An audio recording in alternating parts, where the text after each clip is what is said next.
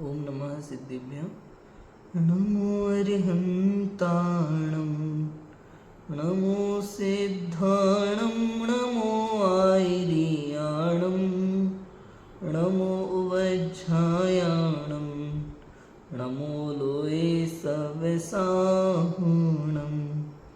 मंगलमय मंगलकरण वीतराग विज्ञान नमो ताहि जाति भय अरहंतादि महान करि मंगल करि हो महाग्रंथ करण को काज जाति मिले समाज सब पावे निज पद राज इस भवतरु का मूल एक जानहु मिथ्या भाव ताको करि निर्मूल अब करिए मोक्ष पाओ। आचार्य कल्प पंडित टोडरमल जी द्वारा विरचित मोक्ष मार्ग प्रकाशक। 8वां अधिकार हमारा चल रहा है उपदेश का स्वरूप। हमारी चर्चा चल रही है कि किस प्रकार से जीवों को चारों अनुयोगों के कथनों में विरोध भाषित होता है, विरोध दिखता है जबकि है नहीं। भिन्न भिन्न प्रकार के जीव हैं संसार में, भिन्न भिन्न जीवों का भिन्न भिन्न प्रकार का क्षयोपशम है और भिन्न भिन्न प्रकार की समझ है, भिन्न भिन्न प्रकार की रुचि है। जैसी उनकी रुचि है, जैसी उनकी समझ है, जैसा उनका क्षयोपशम है, उस अनुसार आचार्य भगवंतों ने अलग अलग जीवों के लिए अलग अलग प्रकार से उपदेश दिया है। भाई जैसा रोग वैसी दवा, जैसी बीमारी वैसा इलाज। समझ में आया? ऐसा है। कल बहुत सारी चर्चा हमने की थी। उसके बाद आज कहते हैं देखो, इस प्रकार स्यादवाद दृष्टि सहित जैन शास्त्रों का अभ्यास करने से अपना कल्याण होता है। कैसी दृष्टि होना चाहिए? स्यादवाद दृष्टि होना चाहिए। किसी अपेक्षा से शास्त्र में कोई भी बात कही गई है तो वो किसी न किसी विवक्षा को लेकर के कही गई है। स्याद पद से विभूषित ये जिनवाणी माता है, स्यादवादमयी ये जिनवाणी माता है। अनेकांतमयी मूर्ति इसको कहा, अनेकांतमयी मूर्ति कहा ना, समय सार के दूसरे कलश में कहा। तो अनंत धर्मणस तत्वम पश्यन्ति प्रत्यगात्मना अनेकांतमयी मूर्ति नित्यमेव प्रकाशताम, ऐसा लिखा समय सार दूसरे कलश में। अनेकांतमयी मूर्ति ये जिनवाणी माता है। अनेक अंत है जिसमें ऐसी वस्तु है, अंत माने धर्म, और उन अनेक अंत को, अनेक धर्मों को कहने वाला ये स्याद पद से विभूषित जिनागम है हमारा। ऐसा अनेक अंत माने धर्म, अनेक अंत है जिसमें, अर्थात अनेक धर्म है जिसमें, अंत माने धर्म, ऐसा है। अब उस अनंत धर्मों को कहने के लिए अनंत धर्मों को एक साथ नहीं कहा जा सकता। समस्या ये है, एक साथ कैसे कहें? तो एक ही व्यक्ति में अनंत धर्म हो सकते हैं, अनेक धर्म हो सकते हैं, लेकिन एक साथ नहीं कहे जा सकते। कहना क्रम से होता है, समझ में? एक साथ हो तो सकता है लेकिन कथन में तो वाणी क्रम से ही आती है। तो जिस समय जो कहा जाए उसको विवक्षा पूर्वक समझना चाहिए। भाई ये मामा है, भांजे की अपेक्षा से है, चाचा है, फलाने जीव की अपेक्षा से है। समझ में आया कि नहीं है? कई बार बच्चे जो कहते हैं बेटा मम्मी को बुला लाओ, और मम्मी को, वो हमारी मम्मी को बुला लाए तो उसकी समझता है बच्चा कि वो कह रहे हैं मम्मी को बुला लो, अपनी मम्मी को नहीं बुला रहे, मेरी मम्मी को बुला रहे। तो ये जो अपेक्षा लोग व्यवहार में समझते हैं, यही बात कह रहे हैं आचार्य देव कि यहाँ जिनवाणी में भी समझो इस बात। लोग व्यवहार में आप अच्छे से समझते हो कि उस जैसे ही कहा बेटा मम्मी को बुला ला, वो अपनी मम्मी को बुला के लाता है। कहा हमने कि मम्मी को बुला ला, वो अपनी को बुला के ला रहा। वो समझता है कि वो कह रहे हैं मम्मी को बुला ला, लेकिन अपनी वाली को नहीं, हमारी मम्मी को बोलने को बोल रहे हैं। कितना समझदार होता है छोटा छोटा बच्चा भी। लेकिन यहाँ जिनवाणी पढ़ते समय पता नहीं क्या हो जाता है, विवक्षा नहीं समझता कि कौन सी बात यहाँ किस अपेक्षा को लेकर के कही है। यहाँ कह दिया अगर मान लो कि शुभ भाव से धर्म है, तो कौन सी अपेक्षा से कहा, ये नहीं समझता। ये नहीं समझता कि अशुभ भाव की अपेक्षा से कह दिया गया है कि भाई धर्म में लगना है तो शुभ कार्य में लग, क्योंकि धर्म में लगना है, शुभ कार्य में लगेगा, शुभ कार्य में लगेगा तो पूजा पाठ करेगा, मंदिर जाएगा, स्वाध्याय करेगा तो सच्चा धर्म पता चल ही जाएगा, तो धर्म में लग जाएगा। ऐसा है। यहाँ कोई कहे कि तुच्छ बुद्धि इतना विचार ना कर सके तो वो क्या करे? इतनी बार चर्चा पढ़ने की थी। अब यहाँ कोई प्रश्न करता है, प्रश्न क्या करता है, जहां अन्य अन्य प्रकार संभवित हो वहां तो स्याद्वाद संभव है, परंतु एक ही प्रकार से शास्त्र में परस्पर विरोध भाषित हो तो क्या करें। भाई अन्य अन्य प्रकार संभवित हो, अपेक्षा लग जाए, वहां तो स्याद्वाद संभव होता है। यहाँ एक ही प्रकार से एक ही बात को लेकर के शास्त्र में विरोध है, एक ही प्रकार से विरोध है, एक ही बात को लेकर के, एक ही अपेक्षा को लेकर के भी विरोध भाषित होता है, उसका क्या करें। जैसे प्रथमान योग में कहा कि एक तीर्थंकर के साथ हजारों मोक्ष जाते हैं, एक तीर्थंकर के साथ हजारों मोक्ष गए। कर्णन योग में कहा 6 महीने 8 समय में 608 जीव मोक्ष जाते हैं। तो ऐसा नियम कहा है, तो अब बताओ हम क्या करें। बड़ा भोला जीव है भाई, ये भोले जीवों से कौन बात करे, बोला बाला सा सीधा साधा सा बेचारा क्या करे। तो क्या तर्क दिया भाई ने, क्या कहा, एक ही बात में शास्त्र में विरोध है। प्रथमान योग में तो कहते हैं अरे वो तीर्थंकर मोक्ष गए, उनके साथ हजारों मुनिराज मोक्ष चले गए, और यहाँ कह रहे कि 6 महीने 8 समय में 608 जीव मोक्ष जाते हैं, ऐसा नियम है, तो हजारों तीर्थंकर मोक्ष कैसे गए। कहने का अर्थ है भाई साहब, जब वो तीर्थंकर मोक्ष गए तो उनके साथ में वे मुनिराज थे, 1000 मुनिराज थे, 10,000 मुनिराज थे, लेकिन सब मोक्ष चले गए ऐसा नहीं है, आगे पीछे मोक्ष गए। चतुर्थ काल बहुत लंबा काल होता है, समझ में आया, बहुत लंबा काल होता है। उनके साथ में थे, काल वर्तमान काल है, उनके साथ का काल है, एक समकालीन मुनिराज है वे सब, तो उनके साथ में मोक्ष गए, वो मोक्ष गए और बाद में ये भी गए, ऐसे उन तीर्थंकर के काल में मोक्ष गए, उनके साथ में मोक्ष गए, ऐसा माना जाता है।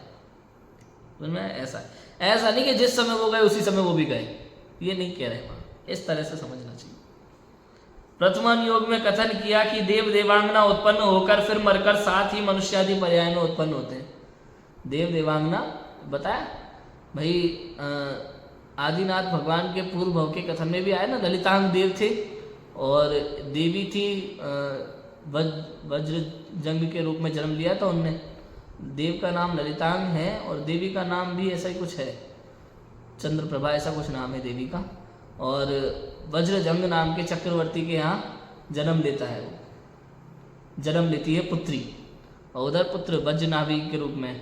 तो ये है कथा, आदिनाथ भगवान के पूर्व की कथा वहाँ। तो अब यहाँ कहा कि भाई देव देवांगना उत्पन्न होकर मरकर एक साथ मनुष्य पर्याय में उत्पन्न होते हैं।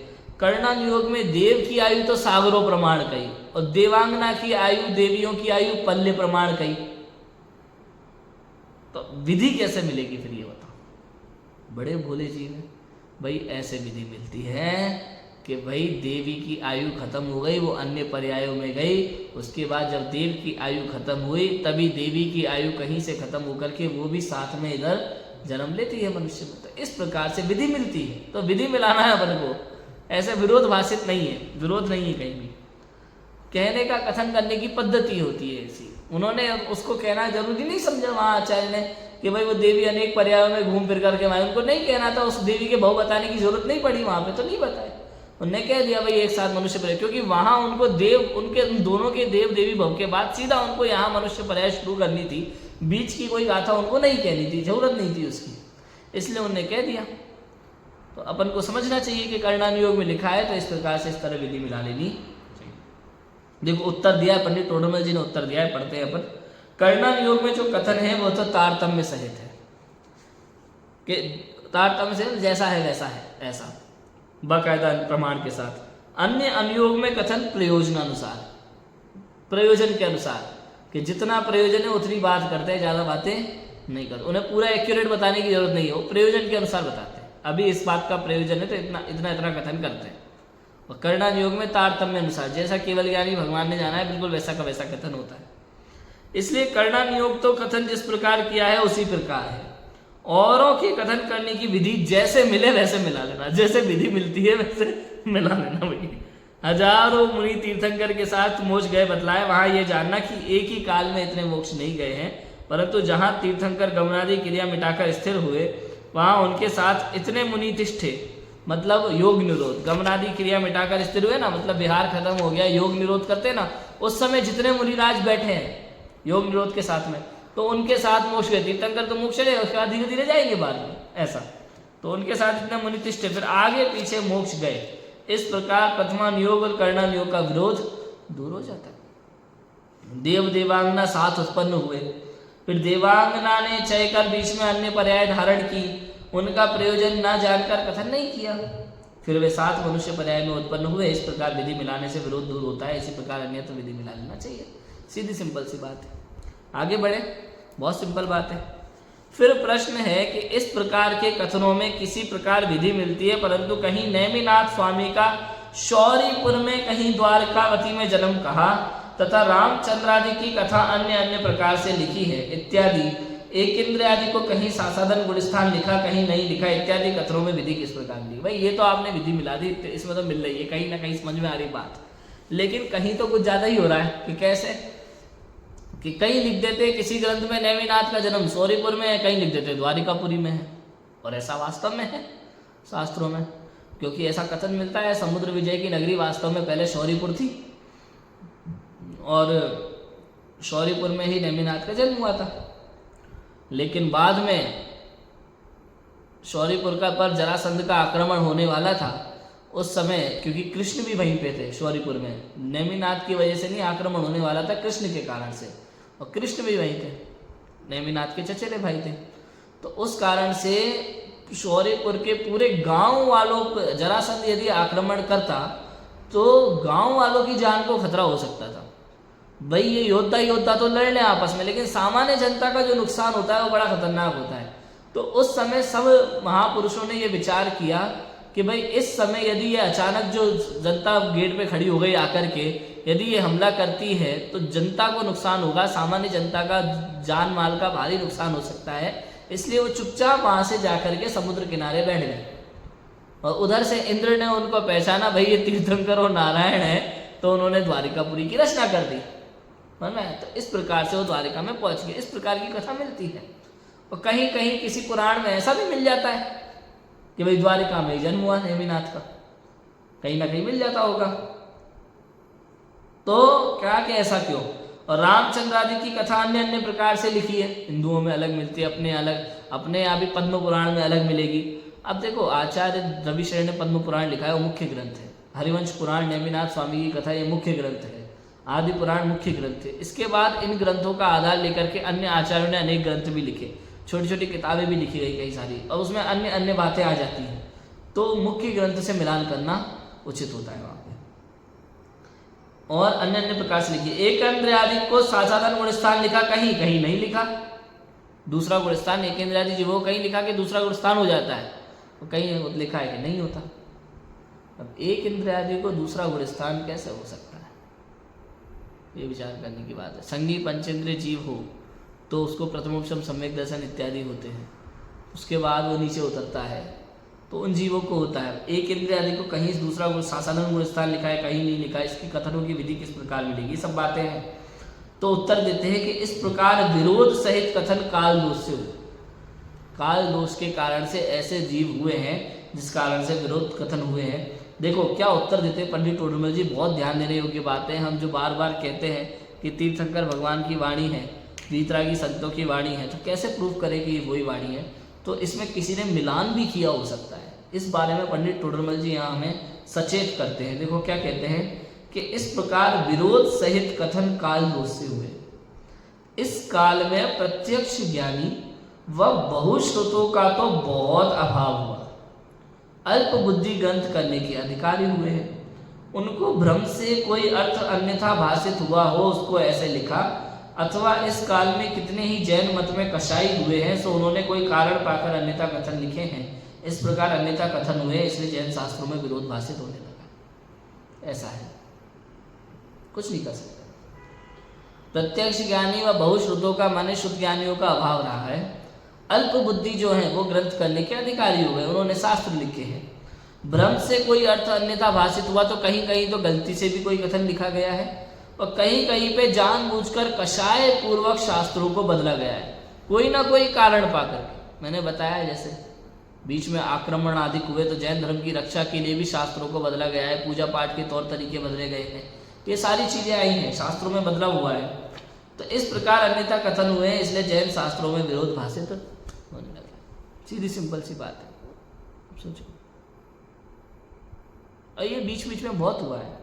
इसलिए सबसे पहले तो विवेक का प्रयोग करना, कभी भी शास्त्र पढ़ते समय, जैसे हमारे जैन धर्म में लिखा है कि भाई किसी भी प्रकार से हिंसा में धर्म नहीं होता। कल अपन ने बात की थी ना, पृथ्वी उलट पुलट हो जाए तो हो जाए, लेकिन हिंसा में धर्म नहीं होता।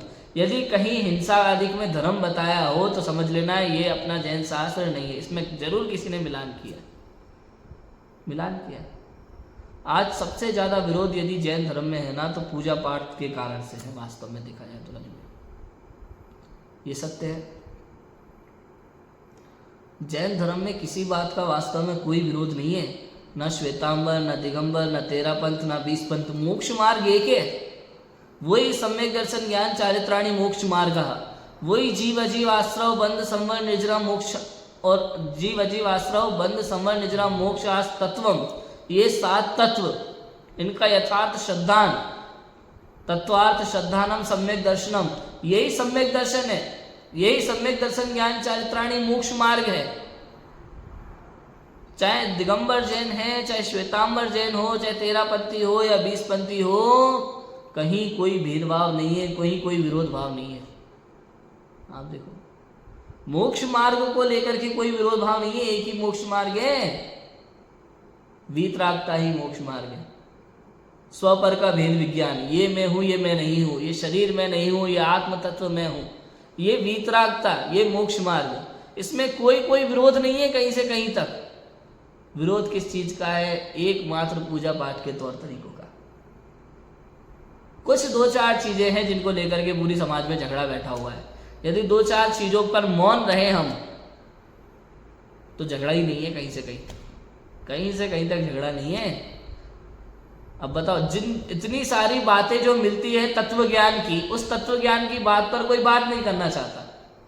हम किसी साधन भी से बोले भाई 7 तत्व के विषय में चर्चा करो, 6 द्रव्यों के विषय में चर्चा करो, 9 पदार्थ के विषय में चर्चा करो, आत्म तत्व के विषय में चर्चा करो, तो चर्चा नहीं करना। चर्चा करना है तो किस पे करना है? पूजा कैसे करें भगवान की, चावल ऐसे चढ़ाए कि ऐसे चढ़ाए, इस बात पे लेकर के झगड़ रहे हैं, जबकि उससे कोई फर्क ही नहीं पड़ता। सोचो, उसमें भी ये परंपरा हमें समझना चाहिए। जैन दर्शन में तो भावों का महत्व है, भावों का महत्व है। अर्घ्य चढ़ाना, चावल चढ़ाना, भगवान को कुछ ना कुछ लेकर। पहले तो भाई रत्न चढ़ाए जाते थे, एकदम प्रासूप होते थे, हिंसा नहीं होती थी किसी भी प्रकार की। दीप भी चलाए जाते तो रत्नमय दीप जलाने की बात है जिनवाणी में। पुष्प चढ़ाए जाते थे तो कल्प वृक्ष के पुष्प जो अहिंसक होते थे, प्रासूक होते थे, जीव नहीं होते थे, जिसमें एक इंद्रिय जीव भी नहीं होता, वो चढ़ाए जाते थे। और आज हम भगवान को चाहे जो चढ़ा रहे, मन में आ रहा है वो भी कैसे शुरू हुआ? आप सोचो, काल दोष के कारण से शंकराचार्य, मीनाक्षी देवी, साउथ में जो उन्होंने आक्रमण किया जैनों पे, 700-800 दिगंबर मुनिराजों को घानी में पेला बुरी तरह, मदुरई में, तमिलनाडु में। देखो वो दशा, जबरदस्ती जैनों को ब्राह्मण बनवाया गया, वैष्णव बनवाया गया, जबरदस्ती। नहीं, अगर आप वैष्णव धर्म अपनाते हो तो तलवार से सर काट देते थे, सूली पे चढ़ा देते थे। सूली मतलब समझे? एक बिल्कुल सुई की नोक जैसी बाहर निकलती हुई, उसके ऊपर बिठा देते। वो सुई की नोक कभी यहाँ से निकल रही, कभी सिर में से निकल रही। बहुत दर्दनाक उपसर्ग मुनिराजों पर उपसर्ग हुआ, श्रावकों पर उपसर्ग हुआ। तब कहीं कुछ भट्टारकों ने, कुछ समझदार श्रावकों ने, मुनिजनों ने ऐसा उपदेश दिया कि भाई यदि तुम्हें धर्म को बचाना है तो इनकी बात मानो। क्या करो? अपनी इन्हीं प्रतिमाओं को इनकी पद्धति से पूजा पाठ शुरू कर दो। जैसे इनके यहाँ शिव पिंडी पे शांति धारा होती है तो अपने यहाँ शांति धारा शुरू कर दी। इनके यहाँ चंदन लेप होता है तो अपने यहाँ शुरू कर दिया। इनके यहाँ फल फूल चढ़ाए जाते हैं तो अपने यहाँ शुरू कर दिया। अपने यहाँ ऐसी कोई परंपरा नहीं है। पहले मात्र जैन थे, उसके बाद ये सबसे 20 पंथ शुरू हो गया। आज भी लोग कहते हैं पहले 20 पंथ आया, बाद में 13 पंथ। बात सही है, पहले ना तो 20 पंथ था ना 13 पंथ, पहले सब सामान्य जैन थे।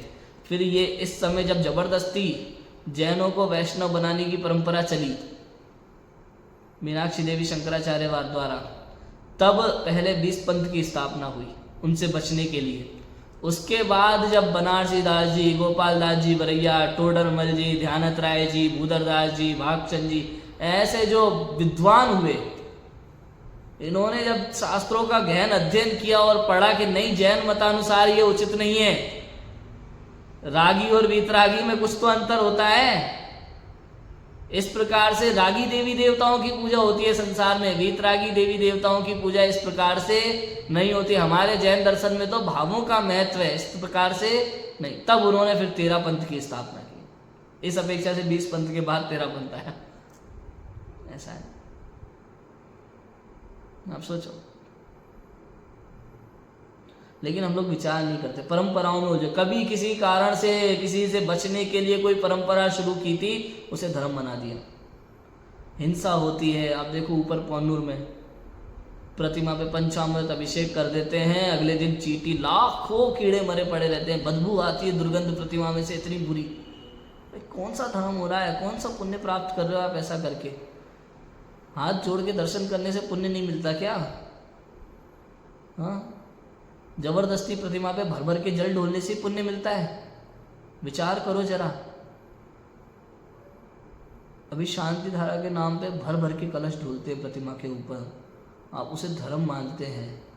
आपको पता है, एक श्रावक को भी नहाने के लिए मुनिराज लोग ही उपदेश देते हैं कि नहाते समय कम से कम जल का प्रयोग करना चाहिए, वो भी छने हुए प्राशुद्ध जल का।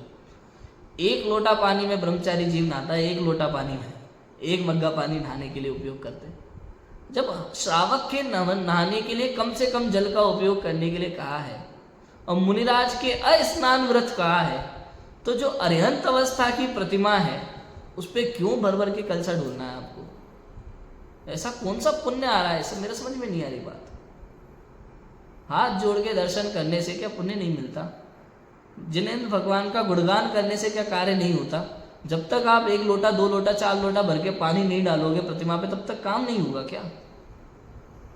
ऐसी कौन सी अटकी पड़ी है, मेरे समझ में नहीं आती बात।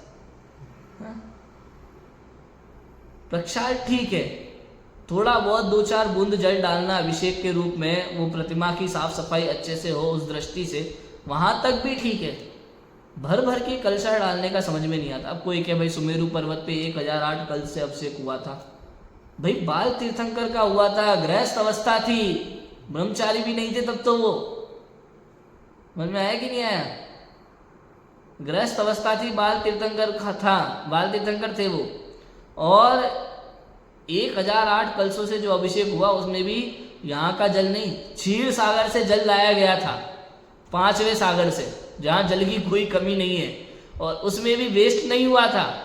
जितना भी जल उपयोग में हुआ, असंख्यात देव खड़े हुए थे, एक एक बूंद भी कोई गंधोदक की ले तो 1 बूंद जल नहीं बचे, तो 1 बूंद वेस्ट नहीं हुआ था।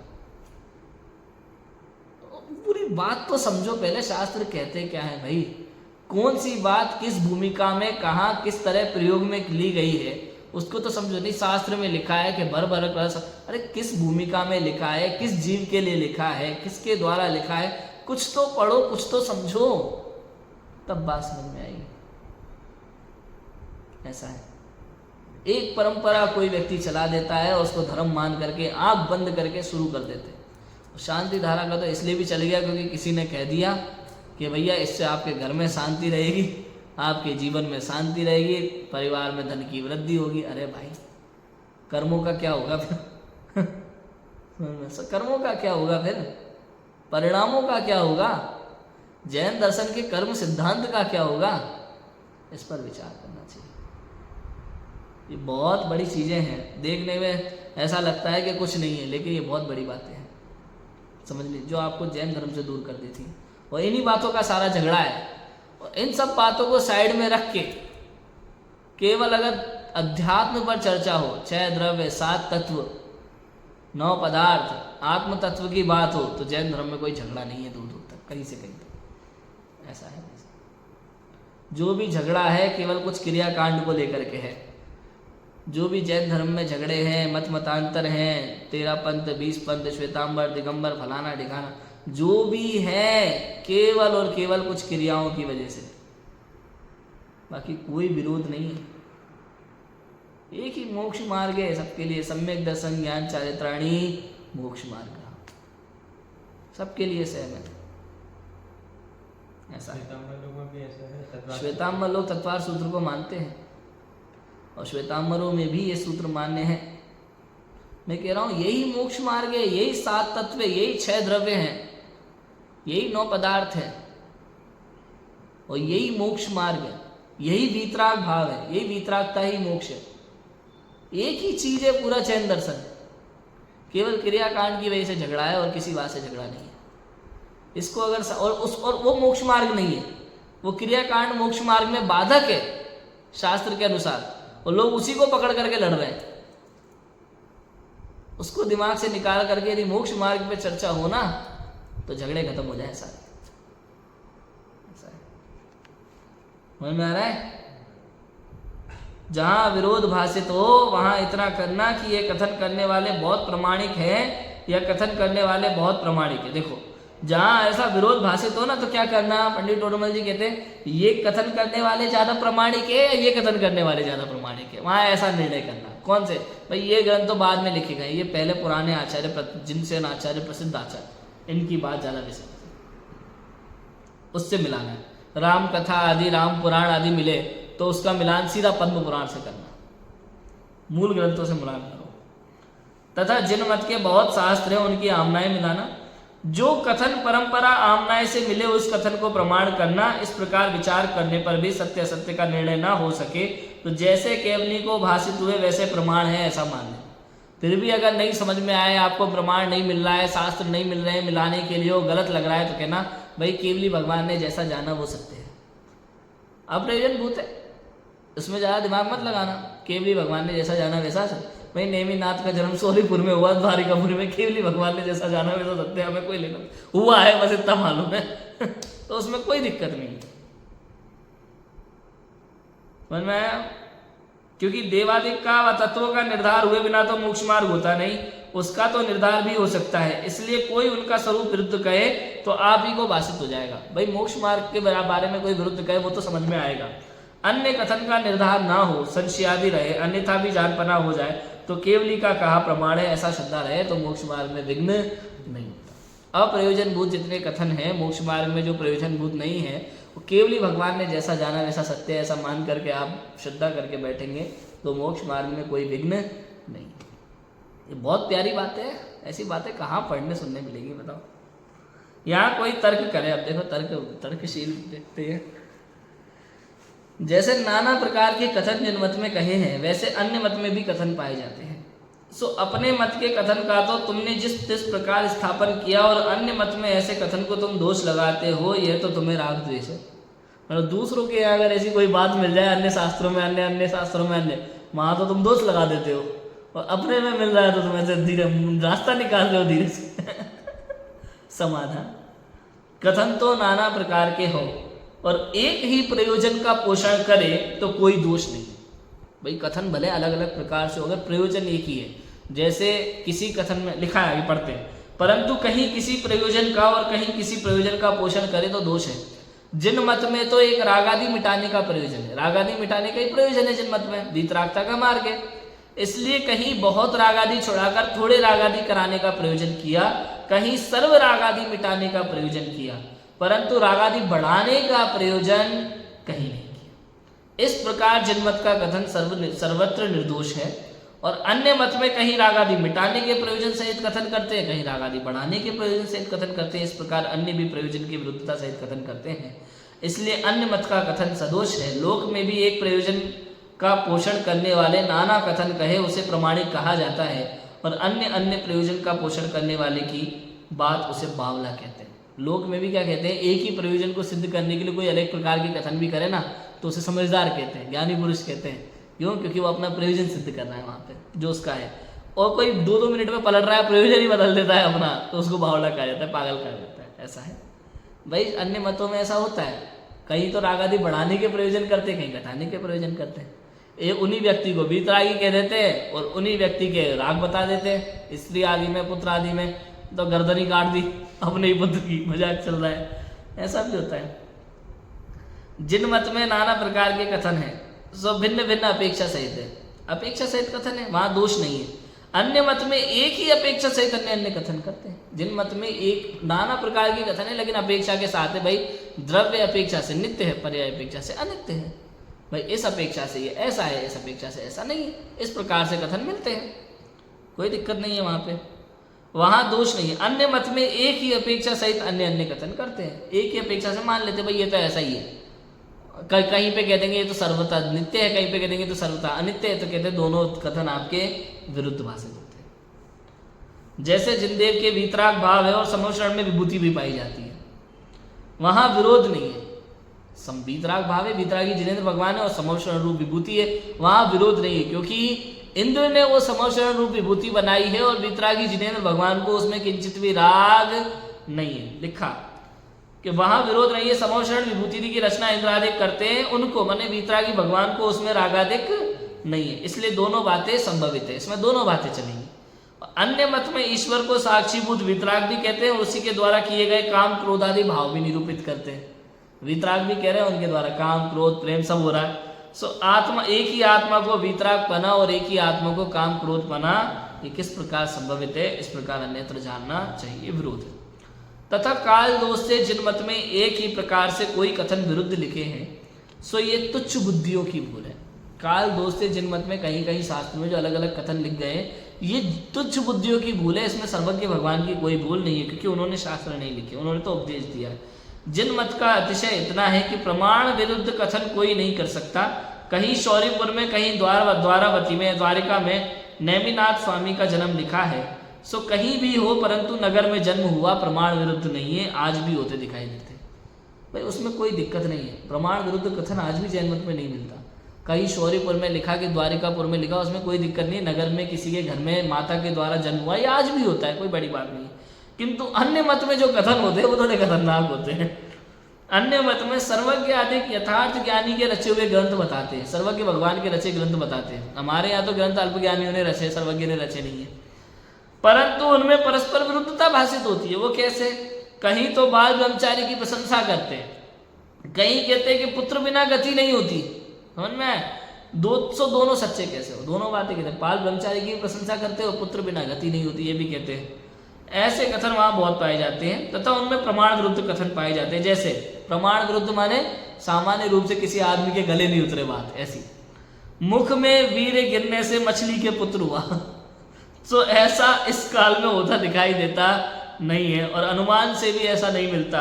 सो ऐसे कथन भी बहुत पाए जाते हैं। यदि यहाँ सर्वज्ञ आदि की भूल माने तो वे कैसे भूलेंगे, और विरुद्ध कथन मानने में नहीं आता, इसलिए उनके मत में दोष ठहराते हैं। ऐसा जानकर एक जिन मत का ही उपदेश ग्रहण करने, इस प्रकार की अनेक बातें मिलती हैं अन्य मत में। तो भी बताओ, मंत्रों से 5 पांडव और कर्ण उत्पन्न हो गए हैं, ऐसा कोई मंत्र पढ़ने से हमने तो नहीं देखे आज तक पुत्रों की उत्पत्ति हो रही हो है। तो कहीं कहीं पे ऐसा बताते हैं कि भाई कपड़े धो रहे थे तो वीरे गिर गया नदी में, और दूसरा नहा रही थी तो उसने पी लिया, और उधर पुत्रवती हो गई, पुत्र उत्पन्न हो गया।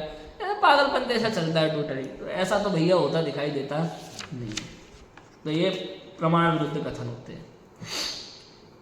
फिर लास्ट में यहाँ पंडित टोडरमल जी कहते हैं कि इस प्रकार अन्यत्र जानना चाहिए। अनुयोगों का अभ्यास क्रम, अनुयोगों का अभ्यास क्रम क्या है, कि कौन से अनुयोग का किस प्रकार से हमें अध्ययन करना चाहिए।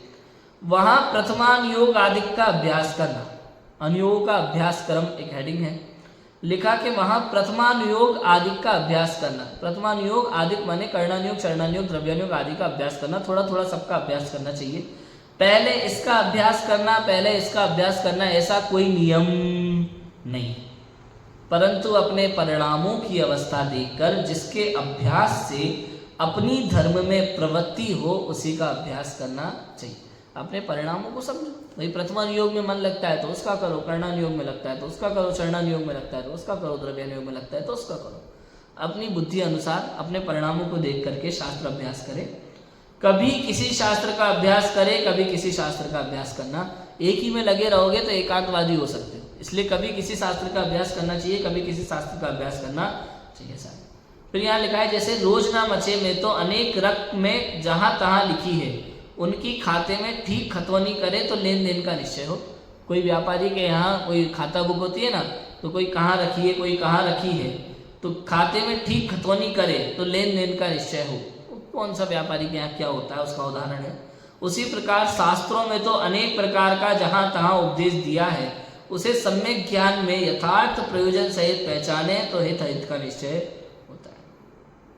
शास्त्रों में अनेक प्रकार का उपदेश जहाँ तहाँ दिया हुआ है, चारों अनुयोगों में, भिन्न भिन्न शैली में, भिन्न भिन्न अपेक्षाओं से, कहीं किसी जीव के लिए, कहीं किसी जीव के लिए, कहीं किसी की चीज की मुख्यता को लेकर के, कहीं किसी बात की मुख्यता को लेकर के अनेक प्रकार का उपदेश शास्त्रों में है। सम्यक ज्ञान में यथार्थ प्रयोजन सहित पहचाने, प्रयोजन सहित पहचाने तो हित अहित का निश्चय हो। जिस जीव को वास्तव में मोक्ष मार्ग ही प्रयोजन है, आत्म कल्याण ही प्रयोजन है, उस जीव को शास्त्र का सच्चा अर्थ भाषित होता है। ये बात पक्की है, ये हमेशा ध्यान देने योग्य बात है। जिस जीव को लौकिक प्रयोजन साधने की इच्छा होती है धर्म कार्य से, उसे लगता है कि मैं पूजा पाठ करने से, शास्त्र स्वाध्याय करने से पुण्यशाली बन जाऊंगा, धन की प्राप्ति होगी, अच्छे पुत्र की प्राप्ति होगी, इंद्रादिक पद मिलेंगे। जो जीव इस भावना से स्वाध्याय करता है ना, वो कभी शास्त्र का सही अर्थ नहीं कर पाता। वो हमेशा राग का पोषण करता है शास्त्र पढ़ करके भी। और जो जीव केवल आत्म कल्याण की दृष्टि से शास्त्र पढ़ता है, वीतराग भाव की प्राप्ति की दृष्टि से शास्त्र पढ़ता है, मोक्ष मार्ग की प्राप्ति की दृष्टि से शास्त्र पढ़ता है, वास्तव में वही सच्चा स्वाध्यायी है और उसी को जिनवाणी का सच्चा अर्थ भाषित होता है, वही जिनवाणी का सही अर्थ कर पाता है। ऐसा है। इसलिए स्यात् पद की सापेक्षता सहित सम्यक ज्ञान द्वारा जो जीव जिन वचनों में रमते, स्यात् पद की सापेक्षता सहित, किसी अपेक्षा से ये बात कही गई, किसी अपेक्षा से सबसे महत्वपूर्ण है। पूरे अन्य मतों में केवल एक जैन मत है जहाँ स्याद्वाद और अनेकांत की बात है, अन्य कहीं नहीं है। स्यात् पद की सापेक्षता सहित सम्यक ज्ञान द्वारा सम्यक ज्ञानी जीव जो जिन वचनों में रमते हैं वे शीघ्र ही शुद्धात्म स्वरूप को प्राप्त होते हैं। मोक्ष मार्ग में पहला उपाय आगम ज्ञान कहा है। आगम ज्ञान बिना धर्म का साधन नहीं हो सकता, इसलिए तुम्हें भी यथार्थ बुद्धि द्वारा आगम का अभ्यास करना तुम्हारा कल्याण होगा। सबसे पहले अगर मोक्ष मार्ग की प्राप्ति करनी है तो आगम का अभ्यास होना जरूरी है। आगम के अभ्यास के बिना धर्म का साधन, भाई पता ही नहीं है तो कैसे करोगे। केवल ज्ञानी भगवंतों की वाणी है दिव्य ध्वनि के अनुसार शास्त्र रचे गए हैं। उन शास्त्र में धर्म का सारा स्वरूप है। यदि आपको आगम का अभ्यास नहीं है तो धर्म का स्वरूप पता नहीं होगा, धर्म का स्वरूप ही पता नहीं होगा तो धर्म करोगे कहाँ से। इसलिए स्वाध्याय होना बहुत जरूरी है, आगम का अभ्यास जरूरी है। आगम के अभ्यास के बिना धर्म का साधन नहीं हो सकता, इसलिए तुम्हें भी यथार्थ बुद्धि द्वारा आगम का अभ्यास करना का है। अभी वर्तमान में आधी से ज़्यादा जनता को ऐसा लगता है कि हम बहुत धर्म करते हैं, पूजा पाठ करते हैं ना, आरती कर लेंगे, पूजा पाठ कर लेंगे, विधान कर लेंगे, जुलूस निकाल लेंगे, जयकारे लगा लेंगे, दान वान कर लेंगे, बोलियाँ ले लेंगे, उनको लगता है हम बहुत बड़े धर्मात्मा हैं। क्या कहते हैं, आगम ज्ञान बिना धर्म का साधन नहीं हो सकता। सोचो क्यों? क्योंकि शास्त्र में ही धर्म का स्वरूप है। ये शास्त्र केवल ज्ञान की वाणी है, केवल ज्ञानी भगवंतों की वाणी है, दिगंबर मुनिराजों की वाणी है। इन शास्त्रों में धर्म का स्वरूप लिखा है। तुमने शास्त्र ही नहीं पढ़े, तुम्हें शास्त्र का ज्ञान ही नहीं है, तो जो मैं कर रहा हूं वो धर्म है भी या नहीं इसका सही ज्ञान कैसे होगा। परंपरा अनुसार कहे जा रहे हो, दूसरे लोगों ने बता दिया तो करे जा रहे हो, लेकिन आपको शास्त्र ज्ञान नहीं है तो वास्तव में आपने आज तक कोई भी धर्म क्रिया सही से करी ही नहीं, झूठे धर्मात्मा बने फिरते हैं। इसलिए यदि आपको धर्म करना है तो धर्म करने के लिए सबसे पहले आगम ज्ञान जरूरी है। आगम ज्ञान के बिना धर्म साधन नहीं हो सकता। सबसे पहले आगम ज्ञान करो, शास्त्राभ्यास करो। शास्त्राभ्यास करने से पता चलेगा सही धर्म क्या है, सही धर्म पता चलेगा तो मोक्ष मार्ग मिलेगा। मोक्ष मार्ग मिल गया तो मोक्ष भी अवश्य मिलेगा। हम सभी मोक्ष मार्ग की प्राप्ति करें और मोक्ष महल में विराजमान हो, इसी मंगल भावना से भी की बात को विराम देते हैं। ओम नमः सिद्धि।